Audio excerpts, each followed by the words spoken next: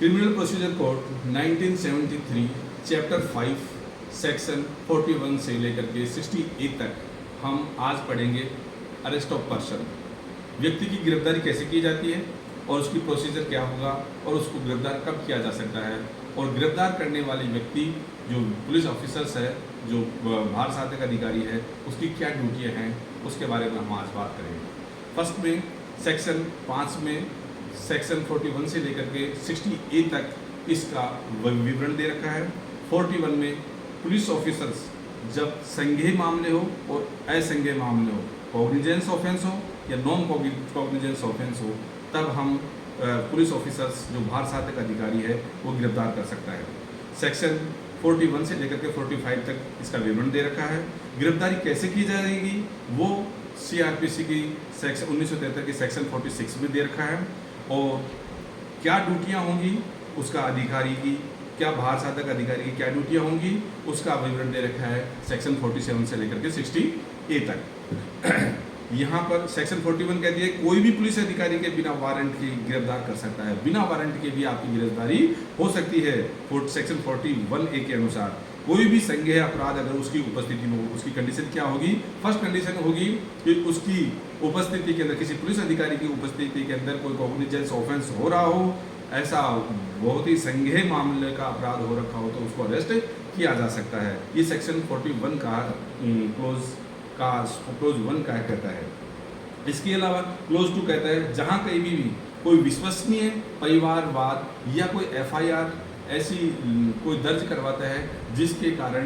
बाहर साधक अधिकारी को ये पता लगता है कि ये कॉग्निजेंस ऑफेंस है और या नॉन कॉग्निजेंस ऑफेंस है या इसके आने वाले समय में इसके परिणाम बहुत बुरे होते हैं, उस अपराध को रोकने के लिए, प्रिवेंशन करने के लिए या उसकी तहकीकात या अन्वेषण करने के लिए, जांच के लिए क्या किया जाता है, ये 41 सेक्शन के अनुसार बाहर साधक अधिकारी उसको संज्ञेय लेगा और उस व्यक्ति को गिरफ्तार किया जाएगा। गिरफ्तार करने की निम्न परिस्थितियां हैं 41A से लेकर के 41D तक इसमें दे रखा है। फर्स्ट में दे रखा है उसे विश्वास करने का, कोई व्यक्ति का जो विश्वास करने का व्यक्ति का कोई कारण हो कि उसने ऐसा कॉग्निजेंस, ऐसे सबूत पेश कर दिए हों या ऐसे एविडेंस पेश कर दिए हों जिसके कारण उनको पता लगे कि ये कॉग्निजेंस ऑफेंस हुआ है या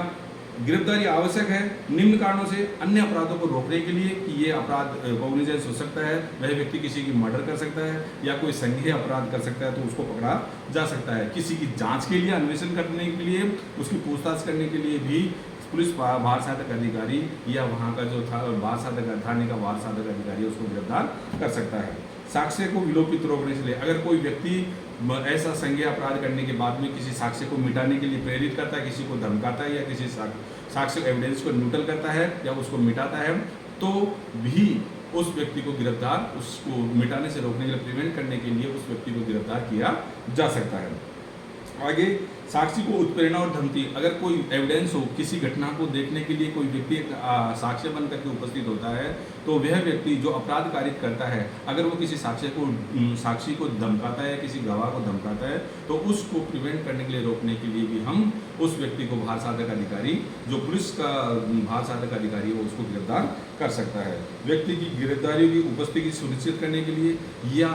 उसकी गिरफ्तारी अगर किसी से कोर्ट से हमारे को वारंट मिला हुआ हो कि उसको गिरफ्तार करना है तो उसकी गिरफ्तारी को सुनिश्चित करने के लिए तथा उसको कोर्ट में पेश करने के लिए भी उस व्यक्ति को गिरफ्तार किया जा सकता है। इसकी एक निम्न अवस्था, इसके अलावा भी निम्न अवस्था के अंदर भी गिरफ्तार किया जा सकता है। जैसे किसी को ऑफेंडर अपराधी घोषित कर दिया गया हो, कोई संपत्ति चुरा ली गई हो, रेलवे की है, कोई भी सरकारी संपत्ति को चुरा लिया गया हो, पुलिस अधिकारी के कार्य में कोई बाधा कार्य करता हो, अगर किसी व्यक्ति को कोई गिरफ्तार करने के लिए गांव में गया है और वहां ऐसे पब्लिक है जो उसको गिरफ्तार करने से रोकती है, प्रिवेंट करती है या फिर ऐसा कोई बल प्रयोग करती है तो पुलिस का यह उसको अधिकार है कि वह उस व्यक्ति को गिरफ्तार करने के लिए भी अपना बाधा कार्य करता है तो उस बाधा कार्य करने वाले व्यक्ति को भी गिरफ्तार कर सकती है। सैन्य बलों का अभिव्यक्ति आपत्तिजनक होता है। अपराध बाहर के,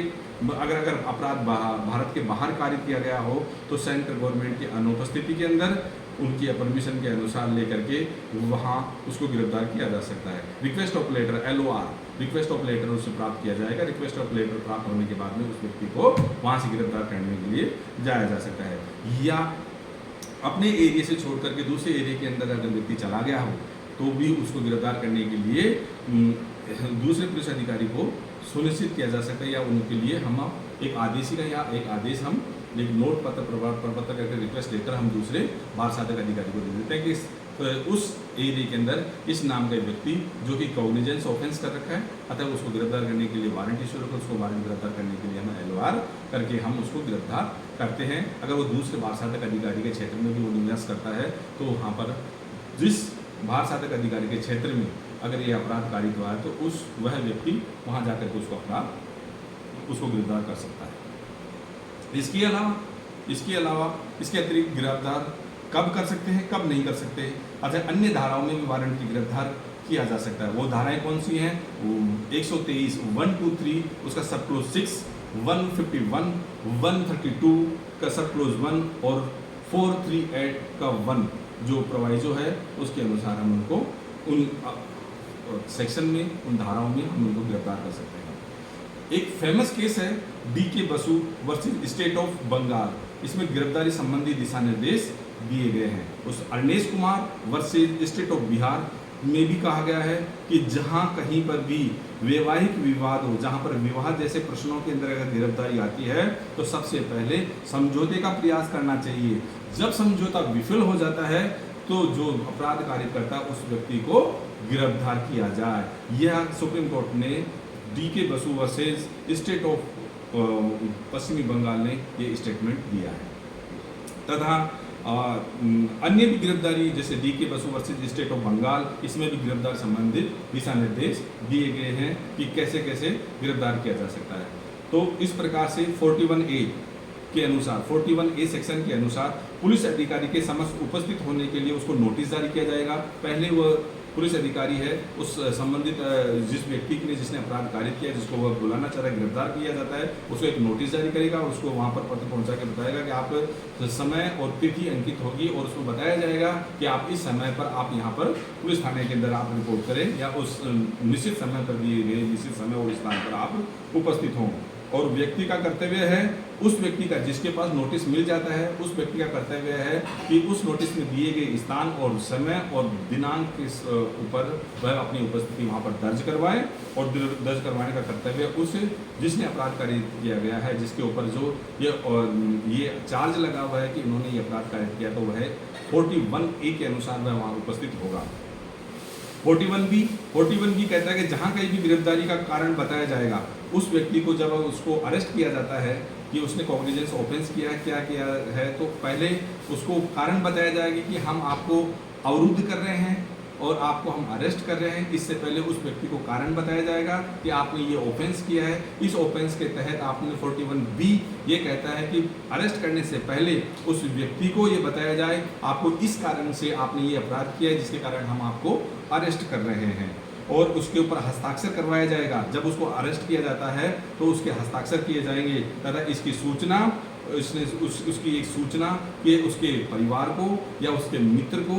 दी जाएगी कि हम उस व्यक्ति को उन्होंने इस समय हमने उसको गिरफ्तार कर रखा है। इसकी सूचना उस व्यक्ति के परिवार वाले को, उसके मित्र को या उसके निकट संबंधियों को इसकी सूचना दी जाएगी सेक्शन B के अनुसार। और सेक्शन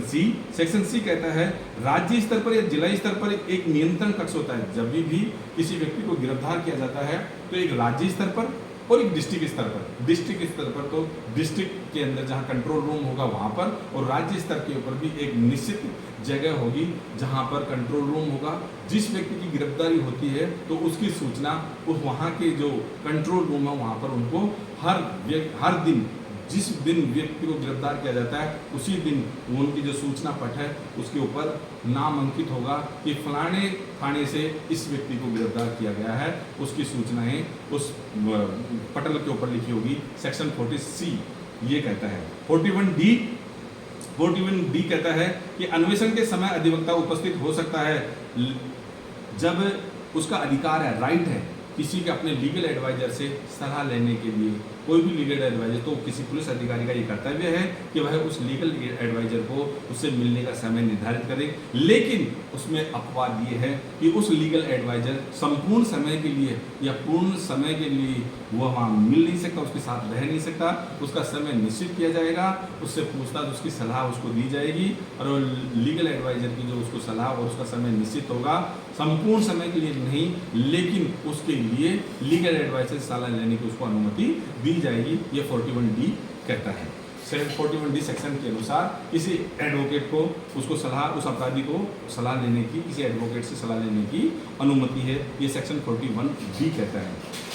40 अन्य गिरफ्तारियां 42 पुलिस अधिकारी के असंज्ञेय अपराध पर गिरफ्तार किया जा सकता है। अगर असंज्ञेय अपराध भी हो जिसको कार्य करने की असंभावना हो और यह उसने कार्य किया है तो भी उसको गिरफ्तार किया जा सकता है।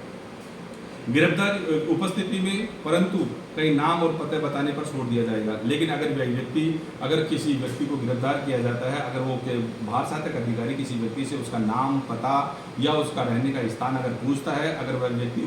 वो गलत नाम बताता है या डिनाई करता है या अपना नाम गलत बताता है या उसका व्यवसाय गलत बताता है या वह किसी इलीगल कामों में संलिप्त है, अगर वो नहीं बताता है तो वह व्यक्ति वह व्यक्ति जो बाहर सहायक अधिकारी है तो वह उसको गिरफ्तार कर सकता है। लेकिन जब वो अपना नाम, पता और अपना संपूर्ण सही वेरिफिकेशन होने के बाद में अगर वो सही बताता है तो वह उसको छोड़ दिया जाएगा। व्यक्ति को बंद पत्र लेगा, विदेशी है तो, और जमानत में। अगर वह विदेशी है तो उससे कोई बॉन्ड पत्र बढ़ाएगा और उसकी जमानत भी वो लेगा। एक अपने पुलिस स्तर के ऊपर भी जमानत होती है और एक मजिस्ट्रेट के ऊपर मजिस्ट्रेट से भी वो जमानत ले सकते हैं। यदि नाम पता नहीं बताया है तो सही नाम पता नहीं बताया तो वह गिरफ्तार करेगा और जब तक वह नाम और सही नाम पता नहीं बताएगा। यदि 24 घंटे में भी नाम पता नहीं बताता है, वो सही नहीं बताता है, तो उस गिरफ्तार किए हुए व्यक्ति को यात्रा समय को निकाल करके, जो यात्रा में जर्नी में जो समय लगा हुआ उस समय को निकालने के बाद में जो 24 घंटे 24 आवर्स के अंदर उसे मजिस्ट्रेट के सामने पेश करना पड़ेगा। सेक्शन 43 कहता है कोई भी व्यक्ति गिरफ्तार कर सकता है।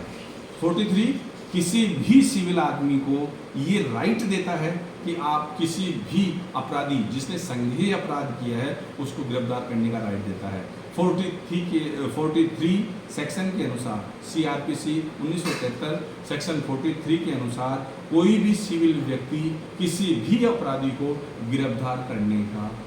राइट, उसको अधिकार है। अगर उसकी उपस्थिति में कोई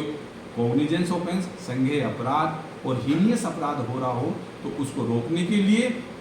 कॉन्स्टिट्यूशन और CRPC 1973 सेक्शन 43 यह उसको राइट देती है, पब्लिक को राइट देती है कि उस अपराध को प्रिवेंट करने के लिए, रोकने के लिए उसको गिरफ्तार किया जा सकता है। तथा पुलिस अधिकारी को इतला दी जाएगी अगर वो सिविल आदमी किसी अपराधी को गिरफ्तार करता है तो उसको तुरंत संबंधित थाने अधिकारी को वो सूचना देगा और कहेगा कि आपके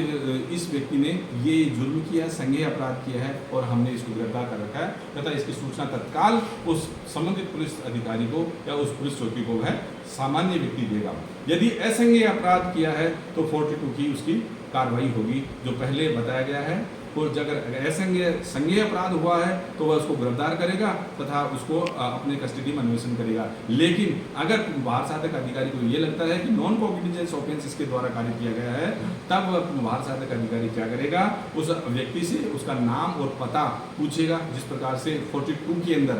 जो सेक्शन 42 में लिखित कार्रवाई है कि उसका नाम पूछेगा, पता पूछेगा, एड्रेस पूछेगा, उसको अंकित करेगा, उसके सिग्नेचर करेगा और उसको रिलीव कर देगा। इसके बाद में सेक्शन 44 कहती है मजिस्ट्रेट की गिरफ्तारी का पावर दिया जाता है। मजिस्ट्रेट चाहे कार्यपालक हो या न्यायपालक, निम्न अवस्थाओं में वह गिरफ्तार कर सकता है। कोई मजिस्ट्रेट के समक्ष कोई अपराध कारित करता है या अपराध कारित करने की संभावना रहती है, एग्रेसिव होता है, तो सेक्शन 44 कहती है कि किसी मजिस्ट्रेट को भी ये पावर है, चाहे वो जुडिशियल मजिस्ट्रेट हो चाहे नॉन एग्जीक्यूटिव मजिस्ट्रेट हो, वो दोनों ही अवस्थाओं के अंदर मजिस्ट्रेट उस व्यक्ति को, उस अपराध को रोकने के लिए उसको गिरफ्तार कर सकता है। या उसके क्षेत्र में उसके सम्मुख कोई अपराध किया गया हो तो वह उसको गिरफ्तार कर सकता है। वह वारंट जारी करने के लिए भी सक्षम है गिरफ्तारी करने के लिए। अगर वह व्यक्ति उस समय भाग जाता है तो वह उस क्षेत्र के अंदर उसके सामने जो अपराध कारित हुआ है उसको रोकने के लिए वह मजिस्ट्रेट वारंट जारी करके उसको पुलिस अधिकारी के द्वारा भी उसको गिरफ्तार कर सकता है या अपने सम्मुख उपस्थित होने का आदेश दे सकता है। सेक्शन 45 कहती है कोई भी अधिकारी कोई भी गिरफ्तारी नहीं की जाएगी सशस्त्र बलों के सदस्यों की ऐसे कार्यों के लिए जो पद निर्वाह में हुआ हो जो सिवाय केंद्र सरकार के राज्य सरकार के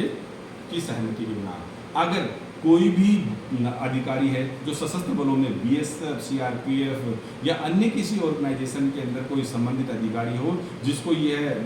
कार्य करने के लिए उसको आदेश दिया जाता है, उस कार्य के दौरान अगर कोई हीनियस ऑफेंस या कोई भी अपराध कारित हो जाता है तो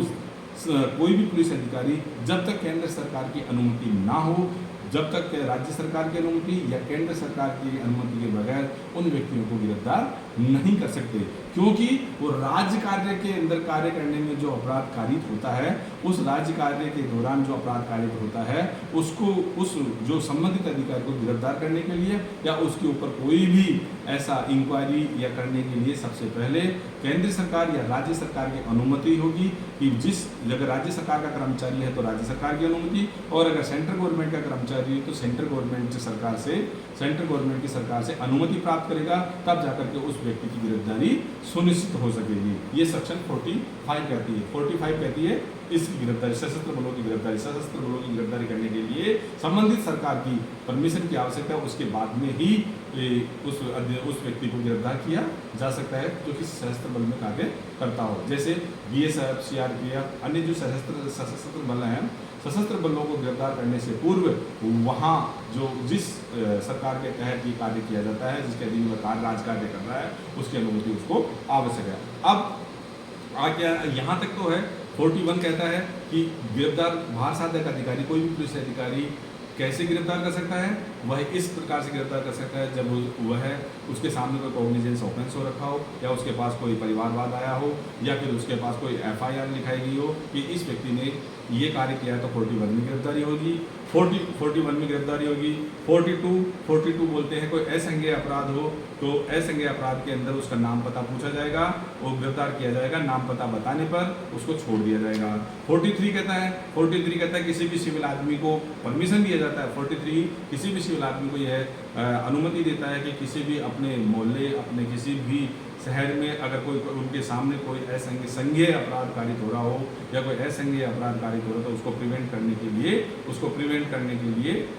उसको गिरफ्तार किया जा सकता है। इसके अलावा 44 अनुमति ये देता है, सेक्शन 44 अनुमति ये देता है कि कोई भी मजिस्ट्रेट जिसके सामने उपस्थित होता है या मजिस्ट्रेट के सामने कोई संज्ञेय अपराध या असंज्ञेय अपराध होता है तो उस मजिस्ट्रेट को ये पावर है कि जिस क्षेत्र में उसके क्षेत्र में जो कार्य अपराध को रोकने के लिए चाहे संज्ञेय हो या असंज्ञेय हो तो वह व्यक्ति भी उसको मजिस्ट्रेट भी उसको गिरफ्तार करवा सकता है या फिर वह वारंट जारी करवा सकता है या वारंट जारी उसको गिरफ्तारी के लिए वारंट जारी कर सकता है। सेक्शन 45 कहती है, सेक्शन 45 के अनुसार अगर कोई भी व्यक्ति को गिरफ्तार तब तक नहीं किया जा सकता, सशस्त्र बलों की गिरफ्तारी के प्रावधान दिया गया है कि किसी भी बीएसएफ, सीआरपीएफ या ऐसे कोई भी सशस्त्र बल का अधिकारी हो तो उस जिस राज्य सरकार हो चाहे केंद्र सरकार हो, जिस सरकार के नीचे वह अधीनस्थ कार्य करता है तो उस सरकार की अनुमति के बगैर उसको गिरफ्तार नहीं किया जाएगा। ये सेक्शन 45 कहता है। इस प्रकार से सेक्शन 41 से लेकर के 45 तक उसको गिरफ्तार कौन कौन कर सकता है। 41 में गिरफ्तार बाहर साधक अधिकारी कर सकता है संज्ञेय मामलों में। 42 के अनुसार असंज्ञेय मामलों में गिरफ्तारी हो सकती है। 43 के अनुसार कोई भी सिविल व्यक्ति गिरफ्तार कर सकता है और 44 के अनुसार मजिस्ट्रेट को पावर दिया जाता है उसको गिरफ्तारी करने के लिए और सेक्शन 45 के अनुसार सशस्त्र बलों की गिरफ्तारी करने से पूर्व किसी भी सरकार की अनुमति लेना आवश्यक है। इस प्रकार से की गिरफ्तारियाँ ए से लेकर के 45 तक अरेस्ट ऑफ पर्सन, किसी पर्सन को अरेस्ट किया जाता है उसका वर्णन किया गया है। गिरफ्तारियाँ कैसे होंगी उसका वर्णन सेक्शन 46 के अंदर कहा गया है। किसी भी व्यक्ति को गिरफ्तार करने से महिला हो या पुरुष हो उसके लिए प्रावधान सेक्शन 46 में कहा गया है। जब भी व्यक्ति को गिरफ्तार करने के लिए आदेशिका जारी होती है, वारंट जारी होता है तो उसको गिरफ्तार करने के लिए संबंधित बाहर साधक अधिकारी को क्या क्या प्रिवेंस रखना, क्या क्या सावधानियाँ रखनी है तो वो वर्णन यहाँ सेक्शन 46 सीआरपीसी 1973 में वर्णन किया गया है। गिरफ्तारी करने वाले व्यक्ति को छुआ जाएगा तथा परिबद्ध किया जाएगा सिवाय वचन कर्म से अपने आप को वह सौंप न दे। जब तक वह व्यक्ति जिसने अपराध कारित किया गया है वह अगर अपने आप के कर्म से, अपने वचनों से वह अपने आप को, अपने शरीर के, अपने आप उसको बाहर साधक अधिकारी को सौंप देता है तो ठीक है, उसको गिरफ्तार किया जाएगा, उसके शरीर को छुआ जाएगा, अर्थात उसको पकड़ करके भी गिरफ्तार किया जा सकता है। लेकिन अगर महिला है तो यह धारणा की जाती है कि महिला को गिरफ्तार करने के लिए महिला पुलिस अधिकारी ही होना आवश्यक है। ये कथन समर्पित कर यहाँ उसको छूने की आवश्यकता नहीं है। अगर महिला पुलिस अधिकारी नहीं है तो उसको छूने की आवश्यकता नहीं है, उसको यह उपधारणा की जाती है कि वह अपने आप को समर्पित कर दे, या फिर छूने की उसको आवश्यकता नहीं है, उसके लिए महिला पुलिस अधिकारी आएगी, वही उसको अरेस्ट करेगी। यदि महिला को गिरफ्तार करना है तो महिला पुलिस अधिकारी के द्वारा ही गिरफ्तार किया जाएगा। सब क्लोज 3 ये कहता है, और सब क्लोज 46 सब क्लोज 4 ये कहता है यदि कोई व्यक्ति गिरफ्तारी से बच रहा है तो उसके ऊपर बल प्रयोग किया जा सकता है। अगर कोई व्यक्ति अपनी गिरफ्तारी बचने के लिए वह अपनी जुरिडिक्शन को बदलता है, या वह अपने मकान को बदलता है, या वह किसी मोहल्ले में या किसी जगह जाकर के छुप जाता है और वो गिरफ्तारी से बचने के लिए वो कहीं इधर उधर जाता है या वह छुपता फिरता है, तो उस बाहर साधक अधिकारी को यह पावर दी जाती है जो कि वह बल प्रयोग कर सकता है। तो बल प्रयोग वहाँ वह बल प्रयोग कर सकता है उसको गिरफ्तार करने के लिए। यह सेक्शन 46 सब क्लोज 4 अनुमति देता है कि उस व्यक्ति को गिरफ्तार करने के लिए किसी भी बाहर साधक पुलिस अधिकारी को बल प्रयोग करने के लिए अनुमति देता है। लेकिन यहाँ ध्यान देने वाली एक बात अवश्य है कि अगर संज्ञेय मामलों में जहाँ ऐसा उसने अपराध कारित किया है जिसमें मृत्युदंड किया हो या फिर उसको फांसी क्या जिसकी सजा हो गई हो, तो ऐसे व्यक्ति के या जिसको 7 साल से ऊपर जिसको सजा मिली हो तो उस व्यक्ति को आप वहाँ पर मृत्यु कारित कर सकते हैं। इतने अधिकार तक वो बल प्रयोग किया जा सकता है बाहर साधिक अधिकारी के द्वारा। लेकिन जहाँ पर चोरी या फिर सामान्य अपराध, छोटे अपराध किए गए हों जिनकी सज़ा 7 साल से कम हो, तो वहाँ पर अगर कोई पुलिस अधिकारी अगर किसी व्यक्ति की हत्या कर देता है या मर्डर कर देता है या उसको एनकाउंटर कर देता है तो उसके ऊपर मुकदमा दर्ज किया जाता है। यह अपवाद है सेक्शन 300 का यह अपवाद है जिसके अंदर उसको चोरी के मामले में या किसी पर उस पुलिस अधिकारी के ऊपर परिवारवाद चलाया जा सकता है। यदि अपवादजनक परिस्थितियों में महिला को गिरफ्तार करने का है तो रात के समय कभी भी किसी भी पुलिस अधिकारी किसी भी महिला को गिरफ्तार करने के लिए सूर्योदय के बाद और सूर्यास्त के से पहले ही गिरफ्तार किया जा सकता है। सूर्यास्त के बाद और सूर्योदय होने से पहले उसको गिरफ्तार नहीं किया जाता, अर्थात रात्रि को उस महिला अधिकारी को गिरफ्तार किया नहीं जा सकता। ये सब क्लोज 4 सेक्शन 46 का सब क्लोज 4 हमारे को यह कहता है कि इस प्रकार से सूर्यास्त से पहले, सूर्यास्त के बाद और सूर्योदय से पहले किसी भी महिला पुलिस अधिकारी को गिरफ्तार नहीं किया जाएगा। लेकिन इसमें एक अपवाद भी दे रखा है, किसी पुलिस अधिकारी के द्वारा जुडिशियल मजिस्ट्रेट फर्स्ट क्लास की अनुमति से जिसके उसके क्षेत्र अधिकार में उस स्त्री के द्वारा अपराध कारित हुआ है तो वह उसकी अनुमति ली जाएगी। जुडिशियल मजिस्ट्रेट फर्स्ट क्लास से अनुमति लेगा वह व्यक्ति, तब वह महिला अधिकारी जाकर के उसको मध्य रात्रि में भी गिरफ्तार कर सकती है। लेकिन महिला पुलिस अधिकारी होनी चाहिए और वह जुडिशियल मजिस्ट्रेट फर्स्ट क्लास से उसकी अनुमति होनी चाहिए। राइट और ड्यूटियाँ, अब उसकी ड्यूटियाँ क्या हैं? अगर किसी व्यक्ति को गिरफ्तार कर लिया जाता है तो उस बाहर साधक अधिकारी की ड्यूटियाँ क्या हैं कि वह उस सेक्शन 47 से लेकर के 16A तक उसके अंदर उसका वर्णन किया गया है। 47 कहता है कि उस स्थान की तलाशी ली जाएगी और अगर व्यक्ति भाग रहा है तो सेक्शन 48 कहता है कि उसका पीछा किया जाएगा। पीछा वहाँ तक किया जाएगा अगर वह उसके जुरिडिक्शन में से बाहर भी चला गया हो या किसी अन्य बाहर साधक अधिकारी के क्षेत्र में भी चला गया हो, अर्थात वह राजस्थान से छोड़ करके दूसरे यूपी में चला गया हो या तमिलनाडु में चला गया हो। तो जिस बाहर साधक अधिकारी के क्षेत्र में कोई संज्ञेय अपराध कारित हुआ है तो वह व्यक्ति वह व्यक्ति एक रिक्वेस्ट लेकर के, एक अपने रिक्वेस्ट लेटर लेकर के, अगर उसको पता लगता है कि वो तमिलनाडु क्षेत्र के अंदर किसी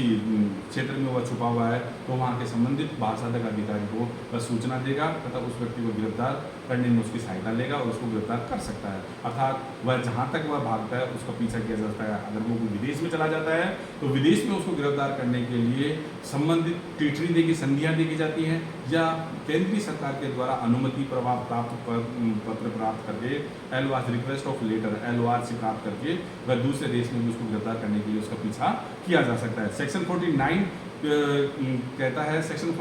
है कि अनावश्यक अवरोध नहीं करना चाहिए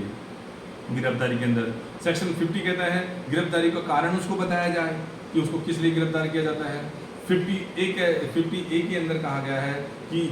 जो एक केस था, फेमस केस था Jogendra Singh versus UP, Jogendra Singh versus UP सरकार का एक फेमस केस था। उस फेमस केस के अंदर क्या कहा गया था, किसी भी अभियुक्त को फ़ोन करने का, अगर किसी को गिरफ्तार किया जाता है, अगर वो कहता है कि मुझे किसी व्यक्ति से बात करना है या फ़ोन करने का अधिकार उसको दिया जाएगा, उसको फ़ोन उपलब्ध कराया जाएगा ताकि वो अपने संबंधियों को या अपने अधिवक्ता को, किसी को भी वह व्यक्ति उससे बात करना चाहे उसको बात करवाई जाएगी तथा उसको फ़ोन का अधिकार दिया गया है। यह कहाँ, यूपी सरकार, यूपी हाई कोर्ट ने कहा था कि Jogendra Singh versus UP government सरकार के अंदर यह डिसीजन आया था कि उस व्यक्ति को फ़ोन करने का भी अधिकार है। सेक्शन 51 कहता है उस व्यक्ति को तलाशी का अधिकार है, व्यक्ति की तलाशी ली जा सकती है। सेक्शन 41 CRPC 1973 कहती है 51 के अंदर उस व्यक्ति की तलाशी ली जा सकती है। 52 क्या कहती है, अगर उसके पास कोई आक्रामक युद्ध है, उसके पास कोई पिस्टल है या उसके पास कोई धारदार हथियार उसके पास प्राप्त होता है तो वह उसको निकाला जाएगा, उस आयुध उसको कलेक्ट किया जाएगा और उसको सील किया जाएगा। 53 कहा जाता है अगर वह व्यक्ति, उस व्यक्ति को तुरंत पकड़ लिया जाता है, जैसे कि सेक्शन 36A का है, या कोई बलात्कारी है या फिर कोई हत्या है, फिर कोई सीमेंस उसके शरीर पर लगे हों या फिर उसके ऊपर कोई खून का धब्बा लगा हुआ हो, तो उसकी जांच करने के लिए, उसके ऊपर कोई खरोंच आया हुआ हो तो उसकी जांच करने के लिए सेक्शन CRPC 1973 की सेक्शन 53 कहती है कि उस व्यक्ति का तुरंत मेडिकल कराया जाए। गिरफ्तार करने के बाद उसका तुरंत मेडिकल स्वास्थ्य प्रशिक्षण किया जाए, उसके चिकित्सा प्रशिक्षण किया जाए। 59 क्या बोलता है, 55 क्या बोलता है, उसका चिकित्सा परीक्षण करवाया जाएगा। 54 भी कहता है कि उसका परीक्षण किया जाएगा, एक्यूज का परीक्षण किया जाएगा और उसका अभियुक्त का, दोनों का ही परीक्षण किया जाएगा। तो अगर ऐसा कोई ऐसा संज्ञा हुआ जिसमें ज़रूरी है कि विक्टिम का भी, तो उसकी विक्टिम की जो आहत व्यक्ति होता है, तो जो आहत व्यक्ति की उसके परामर्श से उसकी अनुमति लेकर के वह अगर चाहे तो उसका भी मेडिकल किया जाता है, लेकिन किसी अपराधी का मेडिकल तो होगा ही होगा, उसका अनिवार्य है। उसका जो रजिस्टर्ड मेडिकल ऑफिसर्स है, उस रजिस्टर्ड मेडिकल ऑफिसर्स के द्वारा ही उसका परीक्षण किया जाएगा। सेक्शन 54A कहता है कि ये पहचान परेड के लिए कहता है कि उसकी पहचान की जाएगी और जिसने FIR या परिवारवाद दर्ज करवाया है तो उसकी, जिसने जुर्म किया है तो उसको सामने अरेस्ट करके उनके सामने पहचान परेड के लिए 54A कहता है। और सेक्शन 55 कहता है कि अधीनस्थ प्रतिनियुक्ति के ऊपर अगर कोई व्यक्ति है कि जिसके नीचे कोई काम कर रहा है तो उसके हेड ऑफ डिपार्टमेंट से परमिशन लेकर के उसकी अनुमति से उसकी ये पहचान परेड किया जा सकती है। 50A कहता है कि स्वास्थ्य और सुरक्षा का ध्यान रखा जाएगा उस अभियुक्त का जिसको गिरफ्तार किया गया है, तो उसको 55A कहता है कि उसकी स्वास्थ्य की और उसकी सुरक्षा की गारंटी उस बाढ़ साधक अधिकारी के ऊपर होगी। सेक्शन 56 कहा जाता है ऑफिसर्स इन चार्ज, वो उसका वर्णन किया गया है कि कौन उसका बाढ़ साधक अधिकारी होगा या कौन उसकी नियुक्ति करेगा, जो उसकी इंक्वायरी या किसी अपराध कार्य द्वारा तो उसका अन्वेषण करने के लिए कोई भी जो ऑफिसर्स इन चार्ज उसका घोषित किया जाएगा। 57 कहा जाता है कि उसको 24 आवर्स के अंदर, जो सेक्शन 57 के अनुसार ये एक राइट है, उसको एक उसका कर्तव्य है, किसी भी बाढ़ साधक अधिकारी का कर्तव्य है कि वह सेक्शन 57 के अनुसार 24 घंटे के अंदर उसको मजिस्ट्रेट के सामने पेश करेगा। लेकिन 24 घंटे कहाँ तक, उसमें से जो जनरली पीरियड है, यात्रा का समय निकालने के बाद में वो समय निकालने के पश्चात जो 24 घंटे हैं, उस 24 घंटे को वहाँ से गिनती होती है। कहाँ से गिनती होगी कि जब जननी पीरियड हो, उसको गिरफ्तार करके लाया गया हो या गिरफ्तार करने के बाद में मजिस्ट्रेट के पास पेश किया गया हो, तो इस बीच के अंदर जो समय लगा, उस समय को निकालने के पश्चात 24 घंटे के अंदर अंदर उसको मजिस्ट्रेट के सामने पेश किया जाएगा। इसके अलावा 51 सेक्शन 51 कहती है 51 सेक्शन कहती है कि गिरफ्तारी की रिपोर्ट तत्काल अपने सुप्रीम अधिकारी के एसपी ऑफिस के अंदर तुरंत उसको अपने सुपीरियर ऑफिसर्स को इतला दी जाएगी तथा मजिस्ट्रेट के सामने या अपने कंट्रोल रूम में उसको तत्काल उसको वहाँ पर उस गिरफ्तारी की रिपोर्ट पहुँचा दी जाएगी। सेक्शन 59 ये कहता है, सेक्शन 59 कहता है कि अगर वह कोई भी परिवारवाद या कोई भी चीज़ कोई भी संज्ञेय अपराध की इतला मिलती है, अगर उसको गिरफ्तार किया जाता है, उसका अन्वेषण किया जाता है, अगर अन्वेषण के अंदर अगर वो है नहीं उसको अपराध कारित किया हुआ मालूम होता है कि वह निर्दोष व्यक्ति है, तो 59 कहता है कि उसको डिस्चार्ज कर दिया जाएगा, उसको उन्मोचित कर दिया जाएगा। 60 कहता है कि अगर वह अपने किसी भी व्यक्ति को गिरफ्तार करके लाया जा रहा है, लेकिन अगर रास्ते में वह भाग जाता है और वह किसी दूसरे जुरिडिक्शन में चला जाता है या दूसरे भाषातक अधिकारी के क्षेत्र में चला जाता है, तो 60 कहती है, सेक्शन 60 के अनुसार 60 के अनुसार धारा 60 के अनुसार CRPC 1973 के अनुसार वह उस दूसरे अधिकारी के क्षेत्र में भी जाकर के उसको गिरफ्तार किया जा सकता है। इसके लिए वह एलवार रिक्वेस्ट ऑफ लेटर जारी किया जाता है। इस प्रकार से आज हम आपके सामने डिस्कस किया कि अरेस्ट ऑफ पर्सन्स एक चैप्टर बहुत ही इंपॉर्टेंट चैप्टर है। किसी व्यक्ति का गिरफ्तार कैसे किया जाता है, तो गिरफ्तार करने के लिए कौन कौन व्यक्ति सक्षम है और उसको गिरफ्तार करने के बाद में उसकी गिरफ्तारी कैसे की जाएगी और गिरफ्तार करने वाले व्यक्ति के ड्यूटियां और राइट उसके क्या क्या हैं, उसके अधिकार क्या क्या हैं। तो इस प्रकार से हमने देखा सेक्शन 41 से लेकर के 55 तक किसी व्यक्ति को गिरफ्तार करने के लिए कौन कौन सक्षम है, वहाँ का वर्णन दिया गया है। 41 के अंदर बाहर साधक अधिकारी गिरफ्तार कर सकता है, कब? जब उसको ये इतला मिलती है कि वह व्यक्ति संज्ञेय अपराध कारित किया है या असंज्ञेय अपराध कारित किया, जब उसको परिवारवाद दर्ज होता है या एक FIR दर्ज होती है, तो 51 में वह गिरफ्तार करेगा, 51 के अंदर गिरफ्तार करेगा। 52 के अंदर वह असंज्ञेय मामलों में उसको गिरफ्तार करेगा। उसका नाम पता पूछने पर कोई इनकार करता है कि अपना गलत नाम पता बताता है, उसको बाहर साधक अधिकारी या कोई भी पुलिस अधिकारी गिरफ्तार कर सकता है। 53 को कहता है 53 कहता है कि कोई भी सिविल व्यक्ति किसी भी संज्ञेय अपराध को रोकने के लिए या जमानती हो या जमानती अपराध हो, उसको रोकने के लिए कोई भी सामान्य व्यक्ति सिविल व्यक्ति किसी भी अपराधी को अपराध होने से बचने के लिए या कोई अपराध कारित हो गया है तो उसको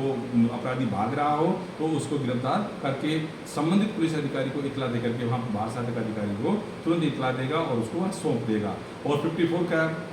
कहता है, सेक्शन 54 कहती है कि कोई भी मजिस्ट्रेट जिसके सामने अगर कोई ऐसा अपराध कारित होता हो या उसके सामने या उसके क्षेत्र में कोई अपराध कारित होता हो तो वह उसको तत्काल गिरफ्तार कर सकता है या फिर वो उस व्यक्ति की गिरफ्तार करने के आदेश जारी कर सकता है। तथा सेक्शन 45 कहती है कोई भी व्यक्ति जो सशस्त्र बलों का जैसे CRPF, BSF या ऐसी कोई ऑर्गेनाइजेशन जो सशस्त्र बल के ऑर्गेनाइजेशन है, तो किसी भी उसको अगर उस व्यक्ति ने कोई अपराध कारित किया गया है उससे पहले राज्य सरकार की या केंद्र सरकार की अनुमति लेनी पड़ती है, फिर जाकर के उस व्यक्ति को गिरफ्तार किया जा सकता है। इस प्रकार से 45 के अंदर सेक्शन सशस्त्र बलों की गिरफ्तारी का प्रावधान दिया गया है। यह इस प्रकार से 41 से लेकर के 45 तक गिरफ्तारियों का प्रावधान दिया गया है। तथा गिरफ्तारी कैसे की जाएगी तो उसका प्रावधान हमने 46 के अंदर दिया गया है कि किसी भी व्यक्ति को गिरफ्तार किए कर सकते हैं, उसके शरीर को छुआ जाएगा। तथा महिला है तो सूर्योदय के पश्चात सूर्योदय के पश्चात तथा सूर्यास्त से पहले उसको गिरफ्तार किया जा सकता है। सूर्यास्त के बाद में तथा सूर्य उदय से पहले उसको गिरफ्तार नहीं किया जाएगा। अगर गिरफ्तार करना आवश्यक है तो जुडिशियल मजिस्ट्रेट फर्स्ट क्लास की अनुमति लेकर के कोई भी महिला अधिकारी उसको गिरफ्तार कर सकती है। किसी भी महिला स्त्री को या लड़की को जो वयस्क है उसको गिरफ्तार करने के लिए महिला अधिकारी की आवश्यकता बहुत ज़रूरी है। तथा उसके लिए गिरफ्तार से अगर कोई बच रहा है, अगर कोई गिरफ्तारी से बच रहा है तो उसको गिरफ्तारी से रोकने बच करके भाग रहा है, अगर दूसरी जुरिडिक्शन में भाग रहा है तो उसको रोकने के लिए बल प्रयोग किया जा सकता है, लेकिन बल प्रयोग उतना ही किया जाए जिस क्रम में उसने कोई अपराध कारित किया है। अगर संज्ञेय मामले या मृत्युदंड जैसा अपराध कारित किया है तो उसकी मृत्यु कारित तक बल प्रयोग बाहर साधक अधिकारी के द्वारा किया जा सकता है। लेकिन छोटे और तुच्छ अपराधों के लिए, जैसे कोई चोरी हुई या कोई झगड़ा हुआ, तो उस मामले में अगर वो बाहर साधक अधिकारी उस अपराधी की मृत्यु कारित करता है तो उसके ऊपर, उस पुलिस अधिकारी के ऊपर भी मुकदमा दायर किया जा सकता है। तथा सेक्शन 300 300 के ये अपवाद है, तो इस अपवाद के अंदर वह उतना बल प्रयोग नहीं करेगा। और सेक्शन 47 से लेकर के 46 में तो अपराधी गिरफ्तार करने की वो क्या क्या है, कैसे कैसे अपराधी गिरफ्तार किया जाता है वो दिया वर्णन किया जाता है। और 47 से लेकर के और 60A तक उसके राइट और ड्यूटियाँ दी जाती हैं। 47 में तलाशी, स्थान की तलाशी, 48 में उसका पीछा करना, 49 में उसका आवश्यक कोई अवरोध नहीं करेगा, अवरोध करता तो उसकी गिरफ्तारी, 50 के अंदर गिरफ्तारी का कारण वह जानने का उसका अधिकार है, 51 के अंदर व्यक्ति की तलाशी ली जा सकती है, 52 के अंदर कोई अगर उसके पास हथियार प्राप्त होता है तो उसको रोका जा सकता है, उसको सीज किया जाएगा। 53 के अंदर कोई चिकित्सा प्रशिक्षण उसका किया जाएगा, उसका मेडिकल कराया जाएगा। और 54 के अंदर विक्टिम का प्रशिक्षण किया जाएगा अगर उसकी अनुमति हो तो, लेकिन उसकी अनुमति, क्रिमिनल की अनुमति जरूरत नहीं है उसके प्रशिक्षण करने के लिए, लेकिन एक्यूज को जरूरत नहीं है, उसका तो होगा ही होगा, उसका मेडिकल होगा ही होगा। लेकिन अगर कोई विक्टिम है, आहत व्यक्ति है, तो आहत व्यक्ति की जब तक उसकी अनुमति नहीं होगी तब तक उसका मेडिकल नहीं किया जाएगा। अगर वो चाहे, वो उसकी इच्छा पर निर्भर है कि अगर वो अपना मेडिकल करवाना चाहे तो रजिस्टर्ड मेडिकल ऑफिसर्स के द्वारा उसका चिकित्सा प्रशिक्षण कर सकते हैं। और 55 के अंदर कोई अधीनस्थ अगर प्रतिनियुक्ति कर सकता है, अधीनस्थ प्रतिनियुक्ति कर सकता है। 55A के अंदर उस बाल साधक अधिकारी की यह कर्तव्य है कि वह उसकी सुरक्षा और उसकी स्वास्थ्य का उसका ध्यान रखे किसी भी गिरफ्तार व्यक्ति का। और 56 के अंदर बताया जाता है कि उस व्यक्ति को ये सुरक्षा और स्वास्थ्य सुनिश्चित करने के लिए कोई भी पुलिस ऑफ इंचार्ज नियुक्त किया जाएगा। तथा 57 के अंदर कहा गया है कि 24 घंटे के अंदर मजिस्ट्रेट के समक्ष पेश किया जाएगा। वो समय अवधि वो होगी जो कि यात्रा समय अवधि को छोड़ करके जो 24 घंटे हमारे पास उपलब्ध होते हैं उसके समक्ष हम अपने मजिस्ट्रेट के आवासन को उपस्थित किया जाएगा। तथा सेक्शन 58 के अनुसार गिरफ्तारी की रिपोर्ट तत्काल कंट्रोल रूम में और अपने सीनियर अधिकारी को या एसपी ऑफिस के अंदर बाहर साधक अधिकारी सूचना देगा। तथा अगर उसकी अन्वेषण करने के लिए अगर 59 के अंदर उसका अन्वेषण किया जाता है तो अगर वह व्यक्ति निर्दोष पाया जाता है तो उसको डिस्चार्ज कर दिया जाएगा या उसको उन्मोचित कर दिया जाएगा। अगर वह व्यक्ति अगर गिरफ्तार करने के पश्चात वह अगर कस्टडी से भाग जाता है तो वह जहां कहीं पर भी जाता है उसका पीछा किया जा सकता है। इस प्रकार से आज हमने chapter 5 arrest of person section 41 से लेकर के 61 तक हमने उसका वर्णन किया है। अतः आपसे रिक्वेस्ट है, अगर ये आपको वीडियो अच्छा लगा हो तो इसको सब्सक्राइब करें तथा इसको लाइक करें और इसको शेयर करें। Thank you.